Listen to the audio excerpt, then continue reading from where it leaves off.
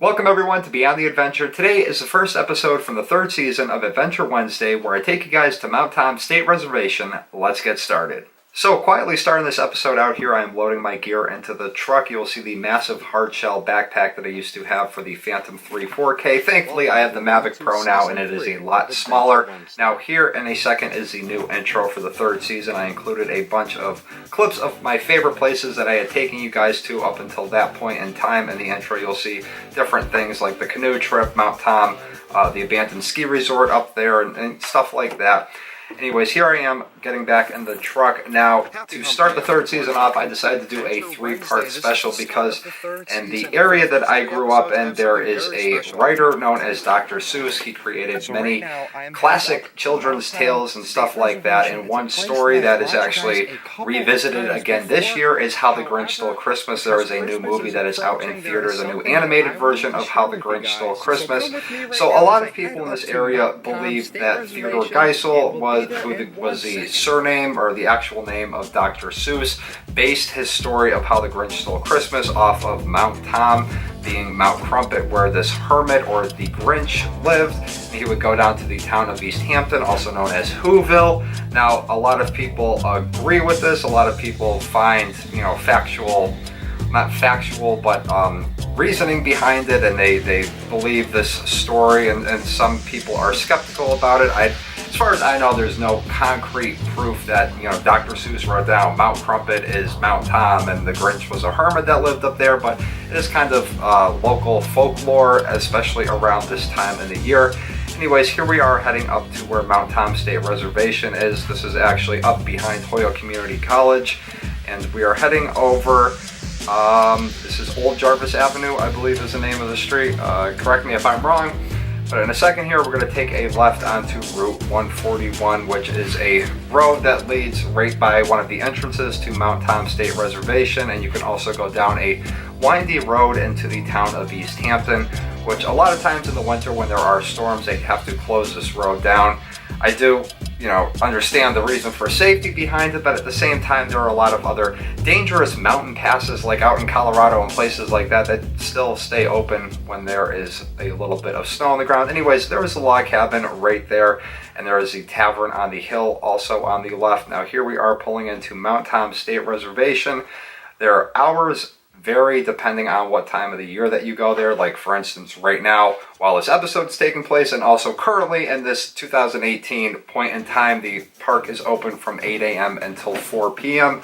Once the sun starts setting at a later time, the park starts going into longer hours. I think the latest it stays open is actually 8 o'clock, and make sure you're out of the park before it closes because they do lock the gates and you get stuck in there. So here's something that I just decided to try differently. I don't think that I ever did this same thing again in any other episodes. At least I can't personally recall doing this ever again. But what I did was I mounted the GoPro on the side of the truck, and then I used another camera. I think it was my iPhone at the time. Could have been something else on the dashboard of the truck to give you kind of a view of the road that you see up ahead, and also the road on the left or the right, depending on what side, if you are exiting or entering the park. But this whole area here got hit by a microburst a few years back, and up until that point in time, there were a few spots where there are cutouts that you could pull over and there are scenic overlooks, but for the most part, you weren't really able to see down into East Hampton unless it was, the winter and the leaves were off the trees and everything like that. Microburst came through. You can see a whole bunch. It's starting to grow back a little bit. But here we are making the first stop of the adventure inside of Mount Tom State Reservation, and this is the 1928 Stone Crusher. Now, the Civilian Conservation Corps actually came in and created this park for outdoor recreation and outdoor activities back in the day, and this was a crusher that they would use to break up stone so they could pave the roads and so they could make paths and stuff like that. Still standing there today. You can still check it out. Massive wheel. Anyways, I thought there was... No, so there's just like the little plaque right by it. I thought there was another plaque up behind it, but there is not. I think that was actually the last time that I walked up to the thing. I drive by it when I'm going through the reservation, but I don't actually stop. You see the GoPro stuck right there. So it wasn't on the side of the car. It was on the side window in the truck. here I am heading up to where Bray Lookout Tower is. Now, I also took you up to Goats Peak. I will throw a link up here if you guys want to check that episode out. But there are a series of these fire watchtowers that exist on Mount Tom. There's this one here, there's another one where Goats Peak is, and then there's another one further back behind the Erie House ruins, which is actually going to be the episode that is tonight on Beyond the Adventure, which is the second part of the 3-part series right here. Like I said, this is part 1. Here's this tower. You can always access this road. I mean, you can always go up to that part just about every time of the year. It's very rare that I see the middle section of Mount Tom State Reservation closed off. There's an entrance that you can enter on Route 5, and there's also one on 141. And both of them go to like a little parking area more so, and then there's a section of the park that is just real windy roads. It's very rare that they close that off. They typically close that long stretch where I was talking about where the microburst hit. They typically close that part and they leave the rest of it open. So more times than not, you can drive right up to where this tower is here, park on the side, get out, and walk all the way up. It does offer a lot of nice views, but it is a very steep incline for steps, and the steps aren't like traditional, you know, 1.5 wide steps. They are kind of narrow, and they are holed. They are not, you know, solid steps there, so just watch your footing and don't slip. Here is the visitor center. I remember going in there when I was a little kid. Couldn't tell you the last time that I was in there, but they do have different like stuffed animals, taxidermied animals of the park around there. They have different, you know, rock samples and stuff like that, and historical stuff that's inside of the building. They also have this annual hawk migration that happens every year in the fall, and they have people that go there with different birds of prey, different hawks and peregrine falcons and stuff like that, and they show them off to everyone. Now here is a new park that they put up probably about, I don't know, maybe 7 or 8 years ago when they repaved this whole area here. In a second, I don't know if I'm going to show it. No.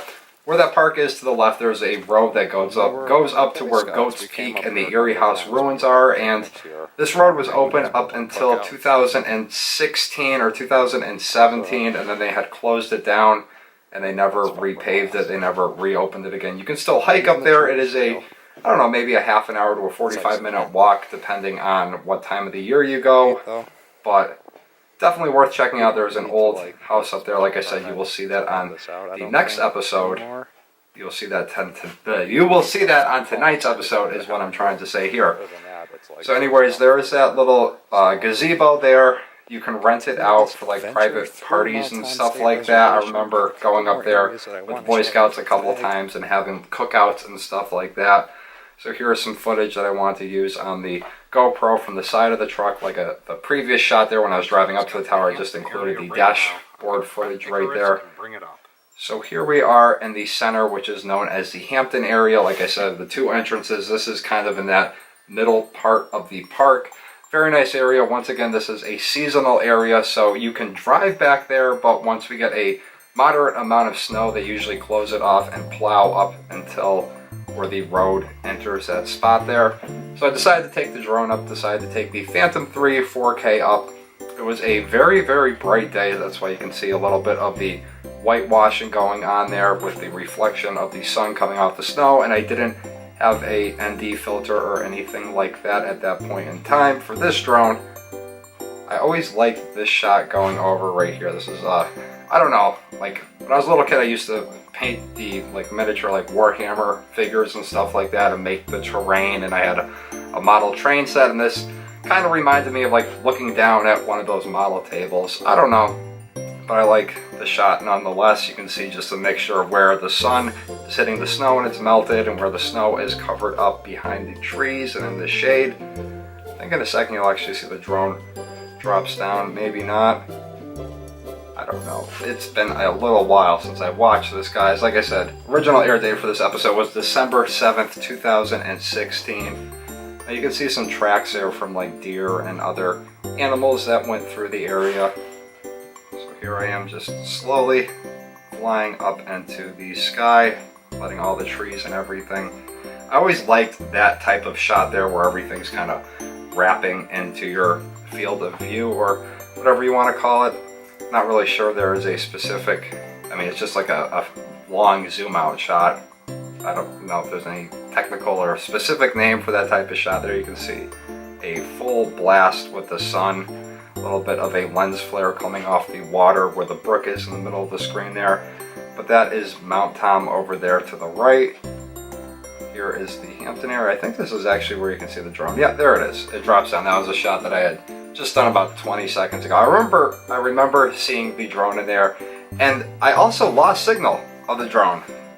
I remember that when I just saw myself walk in front of the camera right there. I couldn't figure out, like, all of a sudden the drone just lost connection or something like that, so I got out of the truck and it couldn't pick up the signal, so I had to kind of walk into the woods a little bit. I mean, it was absolutely freezing that day from what I can remember, and I also believe that I shot this and the next episode all in the same day.